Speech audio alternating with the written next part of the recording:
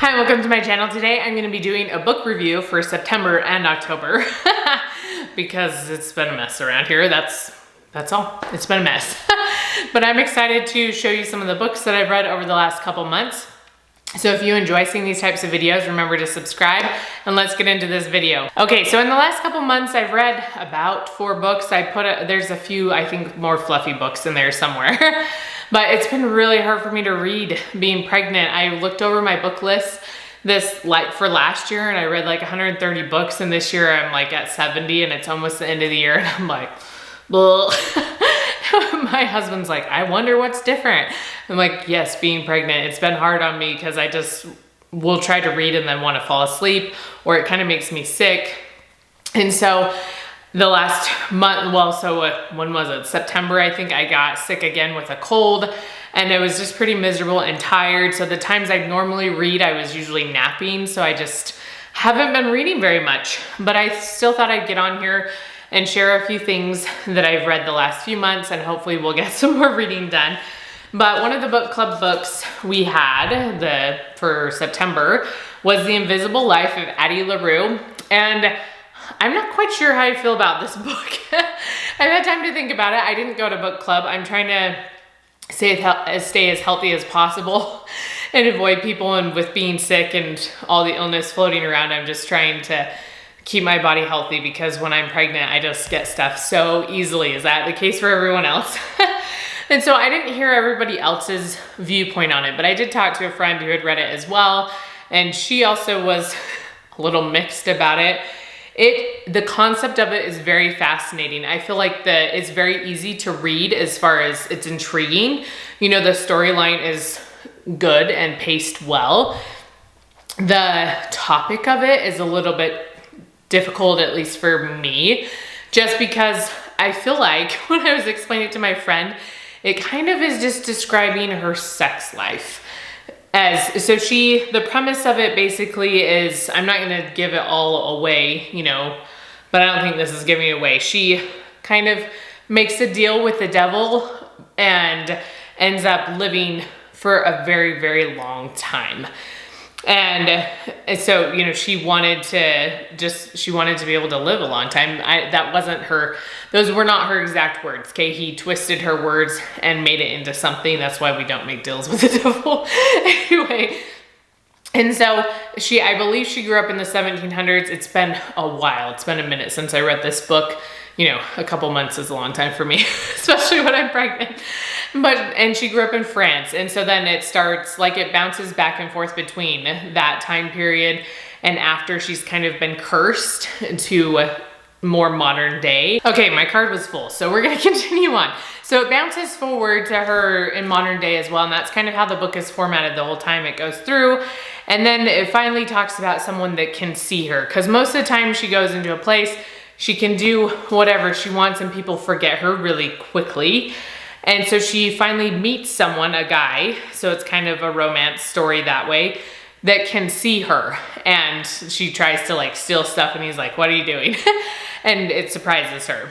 So that's kind of how it goes, of her dealing with life after the curse and then trying to, her life sounds miserable, honestly, but just trying to live through this life that she now has because she decided to make a deal with the devil. It's very interesting. Again, it's kind of weird. And it is kind of just a description of her sex life.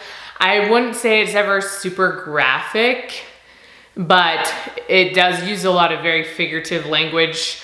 So it is a little bit interesting that way. If you've read this book, comment down below and tell me if you liked it or if you didn't and why, because I'd just be interested to know. But that was the first book that I read a couple months ago. Okay, the next book that I read is The Gifts of Imperfection by Brene Brown. This is another one that I'm a little iffy. They're not all this way. But this one I also have a hard time with. Several years ago, I always say that, this was like 4 or 5 years ago, when we lived in California, I read one of her other books. I don't remember what it was. I don't have it anymore, but everyone was talking about how great Brene Brown was and just hyping up like this great self-help person, all these things. And I was like, okay, so for book club, we read one of her books. And honestly, I just wasn't very impressed by it. And so I was hesitant to ever read anything else. And I had picked this one up several years ago, like after that time. So maybe 2 or 3 years ago. And it's just been sitting on my shelf. So finally I was like, just pick it up. It's a quick read, like just get through it. And it was still a quick read, but her books are hard for me. I don't know why. I'm not that intrigued by them. And I'm not exactly sure what it is. So let me know, because I feel like people either really love her or they don't. So at this book club, there was another lady there that also had a hard time. It was her first time reading one of Brene Brown books. I don't know what I just said. Anyway, and it wasn't her favorite either. So I was like, oh good, it's not just me, but I don't know. Like I know people just love her. And I think part of it is this idea that everyone had titled her as a self-help author. I don't think that's completely true from the couple books I've read from her. And again, I'm no expert. You guys can all hate me for not liking Brene Brown very much. And her ideas are great. I just want to say that she has so many great ideas. This reads more as an educational book, like almost a research project to me. And I feel like the other one read that way more so as well.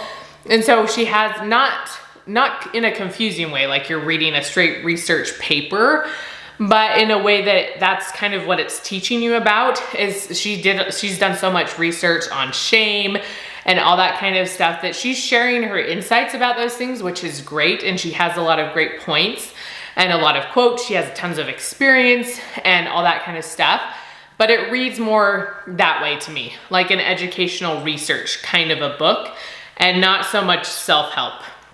But that's my opinion.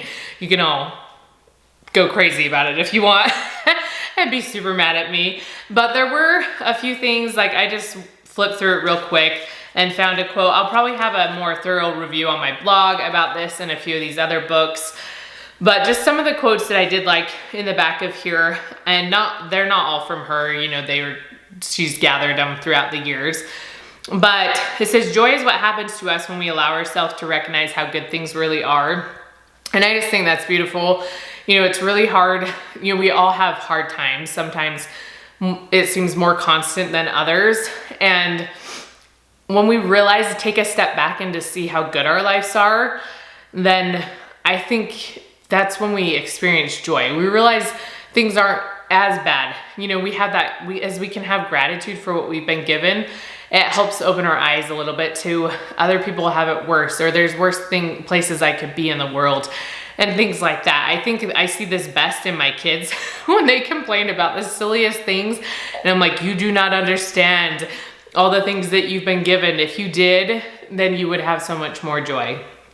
But then something else I really like was it said, our culture is quick to dismiss quiet, ordinary, hardworking men and women.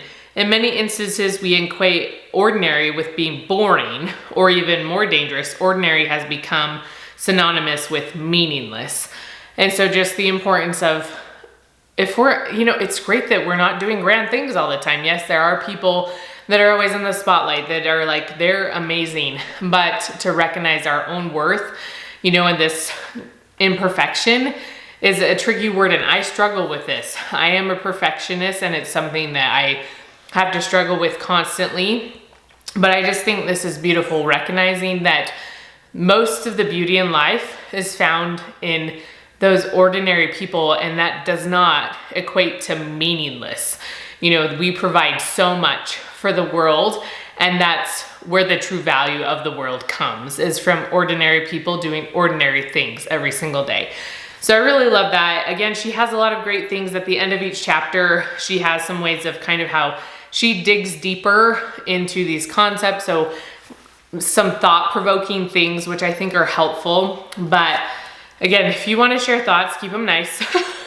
You know, you can say that you like her, and that's totally fine, but don't be rude down in the comments below, okay?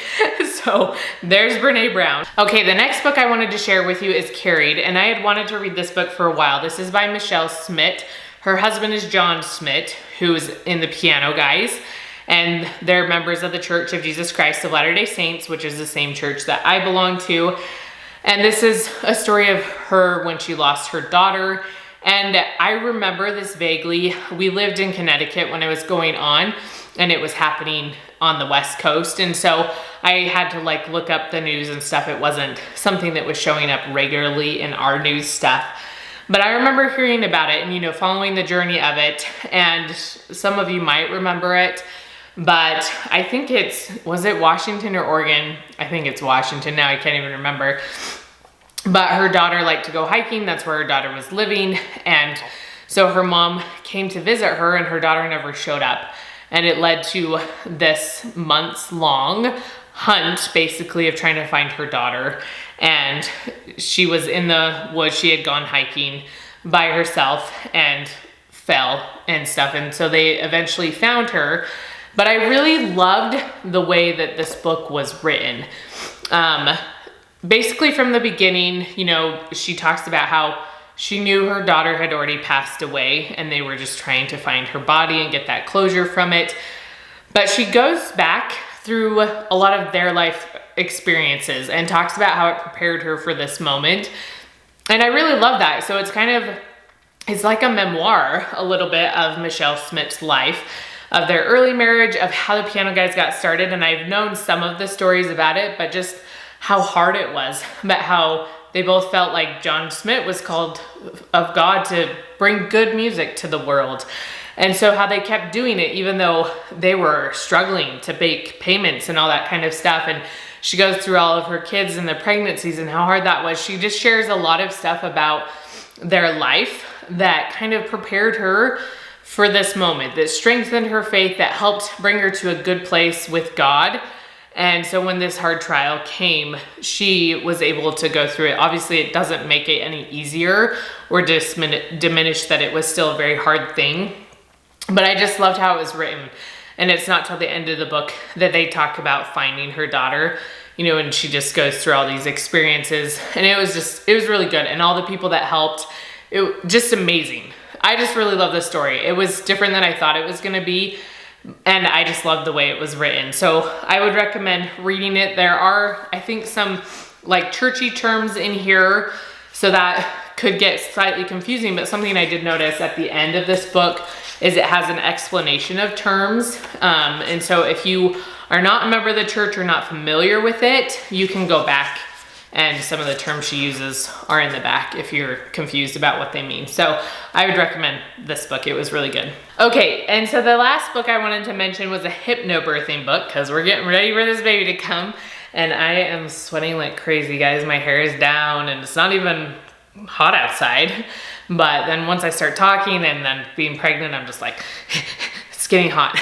But we're almost done, so we can make it through. But this book is, the author is from Britain, from Great Britain, I believe. I don't know the exact details. I was gonna look it up and I forgot. But it's from like a British publishing company. So some of the terminology is a little funny because I'm not familiar with it. And so I'm like, what does that mean? So some of the things I was like looking up. But I really enjoyed this book. I had never read a hypnobirthing book before, but I really liked how this one was written, because she starts out talking about the science behind labor, basically like everything that's going on with your uterus and why these breathing techniques are helpful, instead of just launching into things she says that people are gonna think are like hocus pocus, basically, right? Like, what are you talking about, you crazy person? But she goes behind, talks about the science behind what's going on in your body, and then she explains the different techniques and stuff and why they are helpful. And she incorporates some really good birthing stories in here. She tries to focus on positive experiences. That doesn't mean they went exactly how the mom and partner planned, but she's not telling crazy traumatizing stories, because that's something she tells, you know, focus on good. You don't want to go into this super stressed out and freaked out or anything like that. So I really appreciated that part of it. And I love how she puts an emphasis on being okay with things not going as planned, because that happens a lot, right? When we're going into labor, there might, not a lot might be a little generous of a term, but There's things that are unexpected. You might have to have a C-section and you didn't plan for it. You might have to be induced and you didn't plan for it. You know, there's a lot of things that could happen that you didn't plan for. So she says to plan for those things, you know, to put it on even your birth sheet, whatever it's called, I can't think right now, where you're telling your preferences for birth. If it has to be a C-section, this is what I want. You know, making sure you put those things down. So mentally, you've prepared for that. And then you've already thought about it for someone else too. So you can be like, this is what I want to do. And hopefully it doesn't come to that situation, but preparing for it.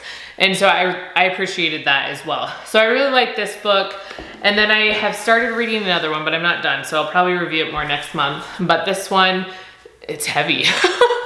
Hypnobirthing, the Mongan method. Is that how you even say that? I don't know. But I just started this one. It's written differently than that one so far. But I think a lot of the techniques seem that they will be similar. We haven't really gotten there yet.